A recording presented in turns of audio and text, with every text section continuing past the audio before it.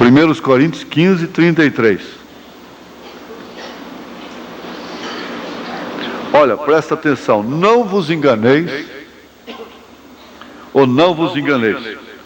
As más conversações corrompem os bons costumes. Vamos repetir juntos? As más conversações corrompem os bons costumes. Senhor Deus, Pai amado, nós te suplicamos pela tua graça e pelo teu amor, que venhas aceitar o que já foi dedicado nessa tarde aqui. Que o Senhor encoraje e abençoe a cada um na fé, na jornada da fé, na batalha da fé, nessa caminhada da fé. Que o Senhor possa ajudar a cada um chegar até o fim, sem deixar que os bons costumes de sua vida sejam corrompidos. Pela tua graça e pelo teu amor, nós te suplicamos estas bênçãos. Amém. Podeis assentar.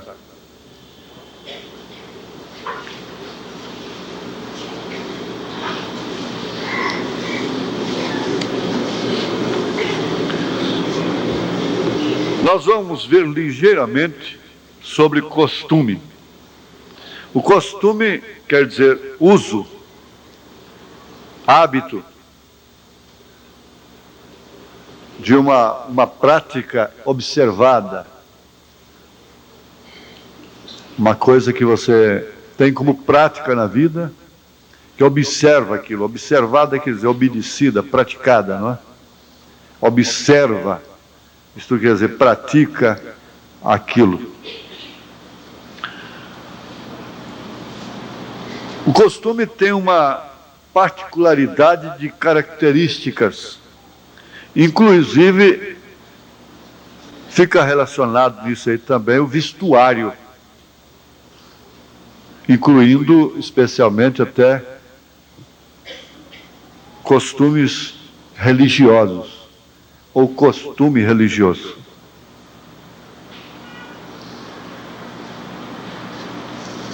Nós temos a tendência humana de nos adaptarmos a costumes, vivermos através dos costumes. Inclusive falar é um costume que a pessoa adquire ao ouvir outras falarem. Se você nascesse na selva e vivesse lá durante toda a sua vida, sem ouvir uma pessoa sequer, só ouvindo ali chimpanzés e coisa, você nunca falaria uma palavra que tivesse sentido humano. Você teria ruídos, na verdade, como dos chimpanzés, ou de qualquer classe de animal a quem você se associasse mais. Isso porque você teria sido criada ou criado num ambiente que não tinha o costume de falar palavras inteligíveis. É por isso que, se viver num meio, num lar, cuja mãe, cujo pai, cuja família, a família que tem o costume, o hábito de falar o que vem na boca. São pessoas que têm aquilo como hábito. Falam o que pensam e não pensam o que falam. Mas isso é um hábito que pegou. Eles dizem, aquela mulher adquiriu um hábito de falar tanto que eu não a suporto mais. Isso quer dizer, ela fala o dia todo. E ela tem por que falar. Qualquer coisa serve de motivo, lhe inspira a falar. E por fim ela conversa até dormindo. Eu torço para que ela durma, mas mesmo dormindo ela fala. É um labirinto, não é? Ela tem hábito de falar mesmo dormindo. Agora Santiago disse que nós deveríamos ser tardios para falar e prontos para ouvir. Mas depende muito do que nós vamos ouvir. Prontos para ouvir aquilo que nos convém. Porque a fé vem pelo ouvir a palavra de Deus. Ora, se a fé vem pelo ouvir a palavra de Deus, a dúvida vem também através do mesmo meio, com a diferença. A dúvida vem através de ouvir aquilo que não é a palavra de Deus. Coisas que não contribuem para o bem da sua alma, da sua estabilidade na fé. Agora, Paulo está dizendo, as más conversações corrompem os bons costumes. E na verdade Deus estabeleceu ordens que se transformaram por força de lei em costumes. Eles chegam a dizer, e assim então ela cessou os seus costumes. Por isso não podia se engravidar mais. É aquilo que se repete periodicamente, sistematicamente na vida da pessoa. Então ela cessou os seus costumes, por isso não pode se engravidar mais. Pois bem,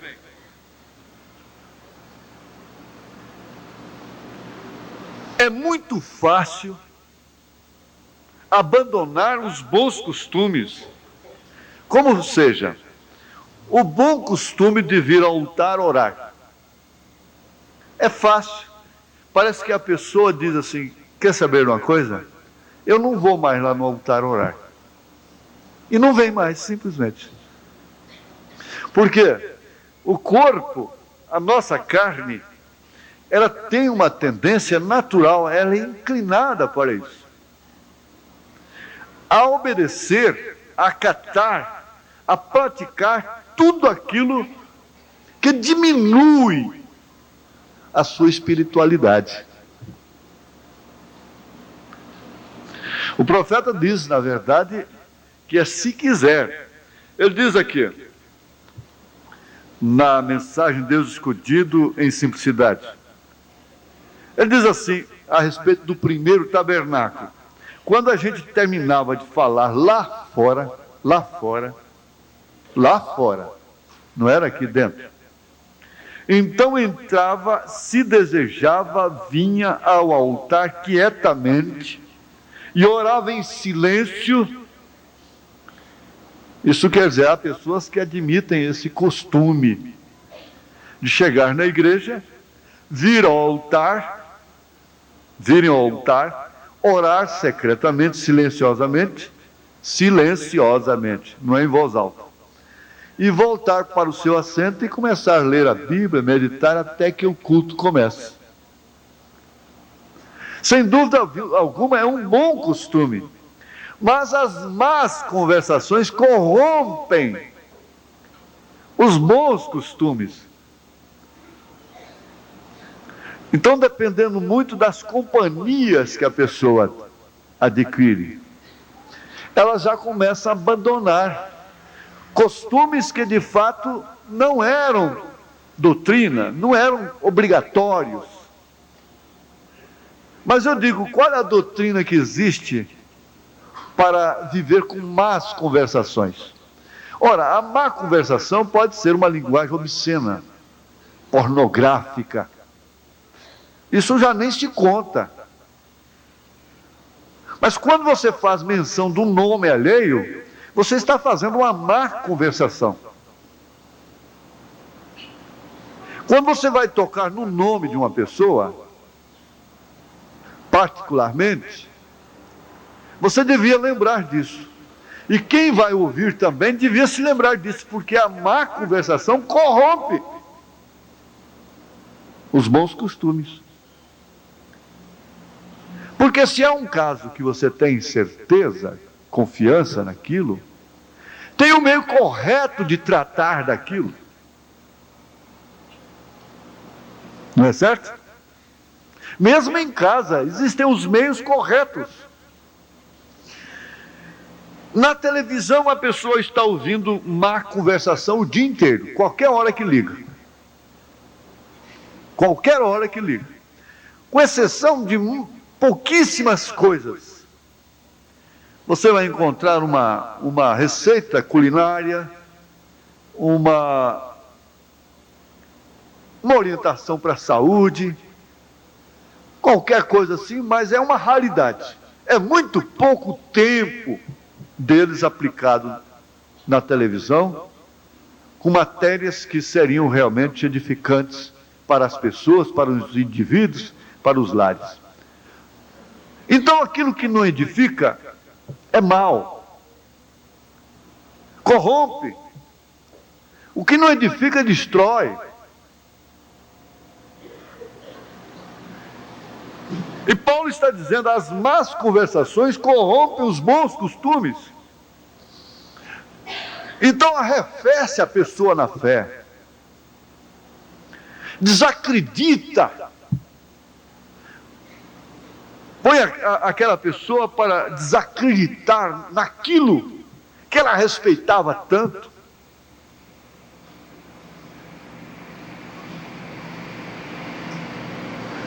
Agora, Paulo está falando isso aqui num capítulo fundamental das Escrituras. Olha, esse capítulo 15 da sua primeira carta aos Coríntios é um capítulo alicerce. É um capítulo que toda a igreja deveria estar plenamente relacionada com esse capítulo. Se relaciona com tudo na vida.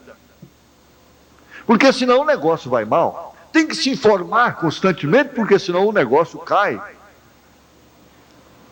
Mas não existe negócio mais sublime, mais importante, de mais valor, que uma vez desprezado traz o prejuízo irreparável da vida, que é a alma, que é o negócio espiritual. E esse capítulo 15 de Paulo é uma sobressalência na vida cristã, na vida da igreja. Se Paulo teve tanto trabalho nessa igreja de Corinto, a ponto de escrever 2 longas cartas para ela, ele não teve que escrever longa carta para os Efésios, para os demais, mas para Coríntios ele escreveu 2 longas cartas. Mas em compensação, essas cartas estão coroadas com doutrinas fundamentais da vida cristã. Se ela deu mais trabalho, ela também foi mais advertida, ela foi mais ensinada, ela foi mais instruída. E eu ouvi o nosso irmão, o saudoso irmão Sidney Jackson, lá na Alemanha, com a Bíblia aberta, não esqueço daquilo na mão assim, ele dizendo assim: ai de nós se não fosse a carta aos Coríntios, ai de nós. Porque nela nós encontramos até mesmo um irmão vivendo com a sua madrasta, deitando com a mãe, com a mulher de seu marido, de seu pai, aliás. Nela nós encontramos os irmãos até se embriagando na ceia, e que haviam sido corrompidos por más conversações, por pessoas que vivem nas fronteiras, que sempre apanham e nunca aprendem. E chegou ao ponto de Paulo, desesperado, parece totalmente desesperado, dizer: eu não pude falar a vós como espirituais, mas como a carnais. Porque ainda existem entre vós pessoas com más conversações. É difícil você encontrar com certa irmã e não ficar sabendo uma má notícia. É difícil você conversar com determinados irmãos e não ficarem tomando conhecimento de coisas que você nunca gostaria de tomar. Agora o profeta diz assim: já há outros que quando você se aproxima deles, eles estão sempre exuberantes. Eles estão sempre transbordando virtudes. Eles nunca têm uma má conversação no seu ouvido. Eles só têm boa conversação. Que vem a te entusiasmar. Nós ouvimos aqui sobre entusiasmo. Estimular a não cortar o seu cabelo. Só a presença, não é porque se conversa nisso, não. É o modo, é a atmosfera que cerca a pessoa. Há pessoas que têm atmosfera que contagia a gente sente atração por elas. A gente gosta de ouvi-las, gosta de ficar perto delas. Faz bem para o espírito da gente, faz bem para a alma da gente. Mesmo que se não se toca nas coisas espirituais, mas faz bem. Já outras, que de longe elas fazem mal. Os cientistas já estão explicando isso. Inclusive uma espécie de hormônio que a pessoa tem, que atua através de espíritos. Eles não sabem dizer que isso são espíritos.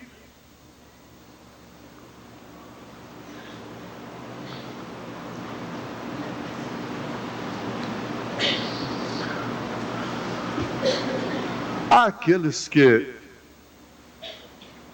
adquirem seus portes, seus princípios, e vivem de influenciar os outros. E há outros que vivem sempre influenciados por terceiros. Isso é um perigo. Você não pode ser uma pessoa que venha a ser influenciado por terceiros com a mais facilidade possível. Não. Porque isso com facilidade corrompe os seus bons costumes. E por que então? É fácil abandonar o bom costume de ler a Bíblia, é fácil abandonar o bom costume de orar, é fácil abandonar o bom costume de vir ao altar.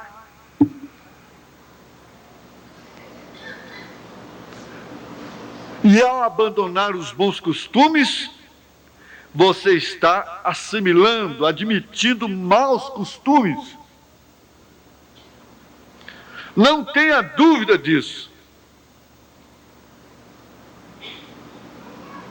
E quando a pessoa acata a ordem da igreja no seu coração, o diácono não tem que estar, essa pessoa nunca perturba o pregador aqui dentro do santuário, olhando para os lados, conversando, sorrindo, deixando a sua atenção vagar como se fosse um papavento aqui dentro.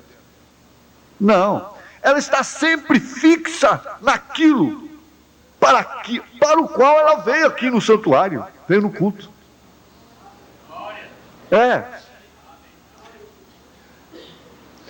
Há uma maneira, em relação à ordem da igreja, você sabe, a ordem da igreja é legal. Não é se você sentir, não é. Aqui não depende de sentir, não. O diácono, diz o irmão Brando, não vou ler aqui, não, que ele lê muito sobre a ordem da igreja, que nós vamos cortar. Vou até fechar aqui, sobre a ordem da igreja. Mas ele disse, o diácono está nos 4 cantos da igreja. E é dever dele ir lá e falar com educação, com amor, com aquela irmã, com aquele irmão, com aquela pessoa, que ela não deve conversar dentro do santuário. Porque não é costume da igreja conversar dentro do santuário. E ele chega ao ponto de dizer: se a pessoa não pode calar, então peça a ela para ceder o lugar para outra e ir lá para fora. Ele disse: mesmo que seja criança, mesmo que seja adulto. Então você tem esse bom costume, você sabe que eles tinham os bons costumes. As festas judaicas eram costumes judaicos.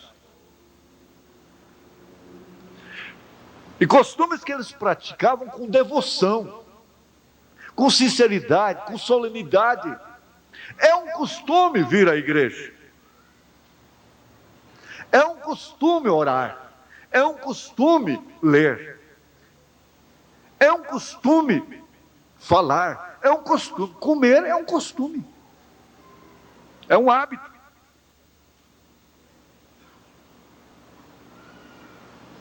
Então você adquire o costume de tomar refrigerantes na comida. Beber água com a comida. É um mau costume que você admitiu na sua vida. Você se acostumou. Agora, nós vamos fixar mais um pouquinho aqui, só mais um pouquinho de tempo, sobre as más conversações corrompem os bons costumes. Antes, porém, eu quero lembrar que ele diz assim: eu tinha o costume de ir lá no velho moinho Will orar. Aquele moinho que era abandonado, e não tinha ninguém lá, ficava quietinho. Então ele tinha o costume de ir naquele velho moinho orar. Eu me lembro que a minha mãe tinha o costume, quando chegava na fazenda do meu tio, e lá havia um morrinho, um morro especial, era um alto, e no alto tinha um morrinho. Então ela tinha o costume de ir naquele morrinho, ajoelhar lá e ficar orando lá. Por muito tempo orando. Ela tinha por costume orar de madrugada, que foi a hora que Deus a recolheu, quando ela estava orando.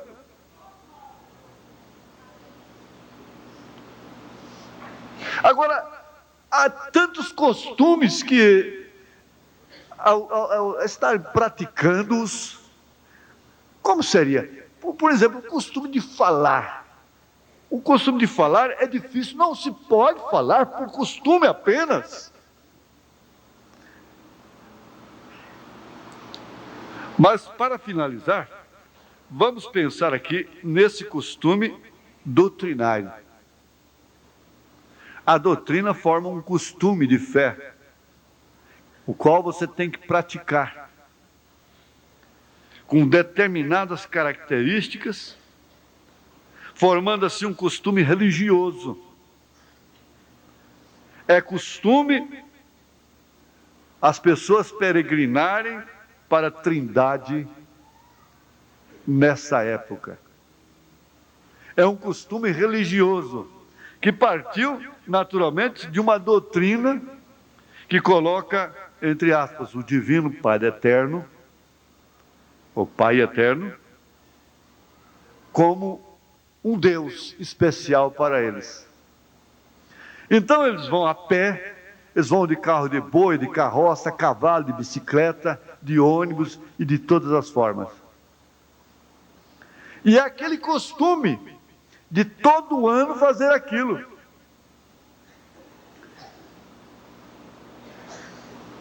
São costumes que eles sacrificam, e vou falar para vocês, é tanto prazer para eles, o quanto é para um irmão que tem loucura de conhecer essa igreja, vir aqui a um encontro de pastores. Você tem que respeitar aquilo. Aquilo é um lenitivo para eles, é um costume sagrado, é um costume que dá sabor na vida deles. Agora, você não tem tal costume, mas você tem o costume de descer a rua Senador Jaime e entrar aqui no tabernáculo e ouvir a palavra de Deus. Isto por quê? Isso não corrompe, pelo contrário, isso alimenta os seus bons costumes, as suas boas intenções de viver como ser humano, como mãe, como pai, como filho, como cidadão, como cidadã, aguardando assim a volta de nosso Senhor Jesus Cristo. Então você vai guardar isso aí. Antes de ouvir e antes de falar, você lê a Bíblia em 1 Coríntios capítulo 4, versículo 33. E as más doutrinas corrompem os bons costumes. As más conversações corrompem os bons costumes. Pois bem, você não pode dizer que isso aqui não seja um costume da igreja. É assim, a ceia. E você vai tomá-la todo domingo, primeiro domingo do mês. Você tem, então, cada primeiro domingo do mês, é certo que, num sentido, você vai dizer, bom, eu vou fazer isso, mas para que Deus me ajude, eu quero que Deus me ajude, que isso não fique simplesmente como um costume. Como um costume, sendo um costume, mas que não seja só um costume, somente como costume, como um hábito, como uma prática religiosa, mas que é costume, é. O mal estaria ficar praticá-la somente como um costume, como um hábito, porque habituou. Compreende? Cada vez que você vem à comunhão, viu, meus jovens, vocês têm a oportunidade de começar tudo de novo. Cada pessoa que vem tomar da comunhão tem a oportunidade de tomá-la. Como diz aqui em Hebreus, aos Hebreus capítulo 10. Tendo, pois, irmãos, ousadia para entrar no santuário pelo sangue de Jesus. Agora, o pão representa o quê? Simboliza o quê? O corpo do Senhor Jesus Cristo. O vinho, por sua vez, representa o quê? O sangue de Jesus Cristo. Quando você pensa no corpo de Jesus Cristo, quebrado, machucado, torturado, o que você pode lembrar? Mais assim, enfaticamente, mais precisamente, mais especificamente, o que o corpo de Jesus nos faz lembrar? Vamos. Hã? A cura de nossas enfermidades. Aí quando você lembra do sangue dele, aí então está relacionado com o pecado, mais diretamente, mais especificamente. E Paulo disse aqui, se não me falha a memória, deixa eu ver se é 2 Coríntios 4. Vamos ver se é. Deixa-me ver.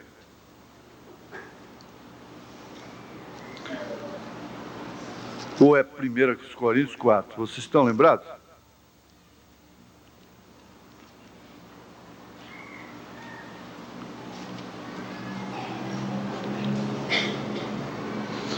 É 1 Coríntios 6.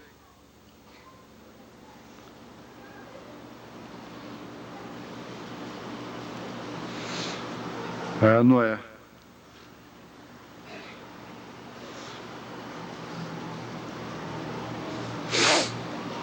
Sobre o corpo quebrado. É 2 Coríntios, não é? Eu não dou conta de guardar tudo isso. Eu sei que é Coríntios.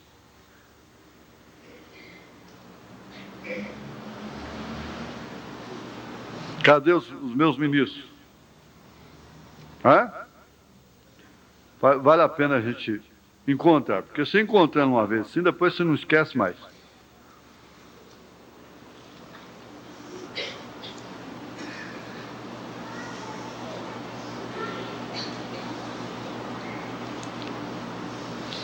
Porque vem assim na hora, a gente não tem relacionado.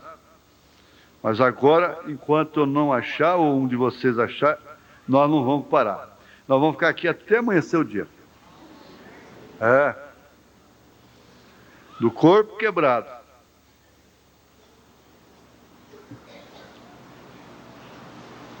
Está aqui, 1 Coríntios capítulo 10, verso 14 em diante. Portanto, meus amados, fugi da idolatria, falo como a entendidos, julgai vós mesmos o que digo. Porventura o cálice de bênção que abençoamos, é o que vamos fazer agora, não é a comunhão do sangue de Cristo? O pão que partimos não é porventura a comunhão do corpo de Cristo? Porque aí inclui também a igreja. O corpo é a igreja, não é certo? E você está em comunhão neste corpo. Você pertence a este corpo. Por isso você não tem más conversações contra esse corpo. Porque um corpo defende, cada membro defende o corpo, o qual ele pertence. Ele não acusa. Você já pensou minha mão me dando murro aqui? Começa a bater na cara, coisa que eu já fiz, né? Dar uns murros em mim mesmo. Mas é esquisito, né? Você dando uns tapas você mesmo, beliscando você mesmo, puxando a sua orelha. Você pensa assim, aquele camarada está meio doido, não está? Porventura o cálice de bênção que abençoamos não é a comunhão do sangue de Cristo? O pão que partimos não é porventura a comunhão do corpo de Cristo? Porque nós, sendo muitos, somos um só pão e um só corpo, porque todos participamos do mesmo pão. Então por isso o pão é quebrado. São muitos membros, não é certo? Então quando você vem tomar a ceia, você está testificando para si mesmo que você está em comunhão com este corpo, que você defende esse corpo, que você vive por este corpo, que você está neste corpo, que você é dele, que você o protege, que você o resguarda, e que você não quer corromper os seus bons costumes. E cada comunhão que você toma não é simplesmente um costume, é uma oportunidade para que você comece tudo de novo. Porque às vezes nós pensamos, gente, vamos fazer um batismo, batizar todo mundo de novo nas águas, marcar aí um domingo para todo mundo ser batizado novamente nas águas. E ali começar tudo de novo. Pronto. Começou tudo de novo. Agora começar nova vida. Isso não é certo. O batismo não deve se repetir. Porque você já foi batizado corretamente no nome do Senhor Jesus Cristo. Mas a ceia é que substitui essa intenção. Essa intenção é boa. Ter uma oportunidade de começar tudo de novo. Zerar tudo. Zerou. Vou zerar aqui. Agora, ao sair daqui, você já continua, começa tudo de novo. A dar quilometragens novamente, não é? A gente tem carros, como o meu carro, tem um recurso, fora do marcador velocímetro, de marcar quilômetros rodados aqui dentro. Que você quer saber quanta distância tem daqui ali, daqui a Brasília e tal. Então você zera a hora que vai saindo aqui. Chega lá, você sabe quantos quilômetros você rodou. Mas a gente zera, quando vai abastecer, zera ele para ver quando for abastecer de novo, quantos quilômetros rodou, para ver quantos quilômetros o carro está dando com 1 litro de combustível. Só que quando você zera, ao sair do posto, você já vê o númerozinho aparecendo lá, já começou a rodar de novo. Então você vem na ceia e zera. Essa intenção de começar tudo de novo, ela é na ceia, é na comunhão. Por isso que a pessoa deve preferir cair na mão de Deus do que na mão do diabo. É preferível ela lutar, vir arrastando, machucada, manca, defeituosa para a ceia, do que ficar de lá com uma sincera, com auto-murmuração. E vamos repetir, é preferível deixar aquilo do que deixar a ceia. Afastar-se daquilo do que afastar-se da comunhão. Não é afastar-se da comunhão por causa daquilo, mas é afastar-se daquilo por causa da comunhão. Aí que está o segredo da coisa. Então, essa intenção, ela não é só de alguns membros. Se eu pudesse batizar de novo, começar tudo de novo, porque no dia do meu batismo aí eu começava tudo de novo. Se minha casa não me quiser, tem uma coisa, eu vou batizar de novo, e se não for para ter essa casa aqui no sinal, vocês não me veem mais. Daqui por diante, você sabe que a doutrina é para tudo. Eu vou me batizar de novo. E você, mulher, se você não batizar e não começar tudo de novo, filhos, e essa casa não ficar sob o sinal, vocês não me verão mais aqui. Tudo bem, mas isso não pode ser feito. Não pode ser feito. Mas quando você vem para a ceia, pensando assim, Senhor, eu estou tendo uma oportunidade de uma nova vida, de começar tudo de novo. E quantas vezes, Senhor, precisar começar de novo, eu vou começar. Mas desistir eu nunca. Eu morro no teu altar. Morro lá dentro. Se eu errar 100 vezes eu começarei. 1000 vezes. Então foi o que o profeta disse: é melhor a pessoa errar 100 vezes, cair 100 vezes, levantar todas 100 vezes, do que cair uma vez só e nunca levantar mais.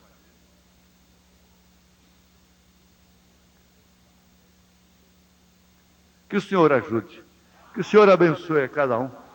Tomar a ceia, você sabe que essa não é coisa para se levar na emoção, não é? É uma coisa para se estudar de uma forma real, como ela é, autêntica.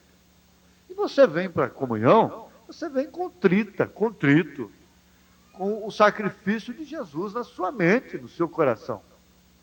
Você não vem aqui como quem está passando por aqui e assistindo e fazendo um desfile, apenas assistindo um desfile e conversando aí na hora da comunhão e sorrindo uma com a outra e com o outro. A comunhão é uma reunião de comunhão intensa, contínua. Nós só podemos falar o necessário aqui, os obreiros. E num caso de necessidade que você tiver, que precisa falar com o diácono, com alguém, Deus sabe. Então, quando você vem, você pega um pedacinho de pão. Não tem que pegar um punhado. Às vezes, caem alguns aqui, irmãos e irmãs, ficam preocupados. Mas pode deixar que no intervalo não está certo o diácono agachar aqui com as irmãs passando, catando pão. Não. Então eu disse, para com isso. Deixa terminar de passar. Aí depois, então, o diácono vem e olha tudo direitinho, pega aquilo, vai ser queimado depois da ceia. Você não vai jogar no chão voluntariamente, por abuso. Então, se deixar cair por acaso, não vai ficar condenado por isso. Não tem que agachar para apanhar. Mas é isso, é um pedacinho só, isso é símbolo. O cálice, o vinho deve ser bebido. Não tem que ser muito, mas bebido, ainda que um pouquinho. E a única coisa que tem aqui na comunhão, dependendo da fé que você usa, da reverência, do respeito, o que tem aqui nesse cálice é só bênção, cura divina. Bênção para a sua vida. Mais nada. Então, aquele que comer e beber deste cálice. Outra coisa que tem que ser explicada, bem clara, não pode ser contado, se propor de uma maneira ligeira, é que o lava-pés simultâneo, isto quer dizer, enquanto está em comunhão aqui, irmãs vão lavar os pés, é porque elas vão embora. Elas precisam de ir embora. Essa lavação de pés, esse lava-pés simultâneo é circunstancial. Então ela vai lavar os pés e vai embora. É porque precisa de ir embora. Se ela não vai embora, então ela toma a comunhão aqui, volta para seu lugar e fica em comunhão aí. A mesma coisa ele. Se há alguns irmãos que passam primeiro aqui, isso é controlado pelos diáconos, é porque eles já estão cadastrados para isso. Eles precisam de ir embora por motivos justos. Compreendido? E também não se fica conversando na porta da igreja depois da ceia, nem das dependências. Nem o obreiro, nem o diácono tem esse direito de fazer. Ficar fazendo companheirismo aí, conversando aí. Nossos hóspedes não têm esse direito de ficar conversando aí depois da ceia. Eles devem, então, aí acatar mais ainda o regulamento. Isso é legal. Os diáconos conversam aqui, é porque eles vão ler a Bíblia, na Escritura que fala sobre queimar o pão, eles vão queimar o pão depois. Isso tudo é feito com a maior solenidade, maior respeito. Esses diáconos nunca relaxaram isso. Eles fazem com a maior dedicação. Eu confiei neles por muito tempo, eu fiquei observando. E numa passada que eu dou, eu vejo que tudo está conforme eles foram ensinados. Então, é isso aí. Você volta para casa, descansado, confiado no Senhor, que você tem um bom costume de tomar o pão em memória do corpo de Jesus Cristo, de beber o vinho em memória do seu sangue, e dando assim um ponto na sua vida para começar tudo de novo. Deus abençoe. Não deixe que más conversações corrompam seus bons costumes.